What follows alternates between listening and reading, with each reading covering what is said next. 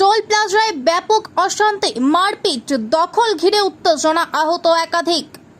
শাসক দলের দুই গোষ্ঠীর বিবাদকে ঘিরে তীব্র উত্তেজনা পূর্ব বর্ধমানের মেমারির পালশিট টোল প্লাজায়। মেমারি বিধানসভার তৃণমূল কংগ্রেস বিধায়ক গোষ্ঠী ও মেমারি 1 নম্বর ব্লক তৃণমূল কংগ্রেসের সভাপতি গোষ্ঠীর মধ্যে এই অশান্তির জেরে বিপত্তিকর পরিস্থিতি, তীব্র উত্তেজনা। আহত হয়েছেন 7 জন বলে জানা যাচ্ছে। তাদেরকে নিয়ে যাওয়া হয়েছে চিকিৎসা কেন্দ্রে।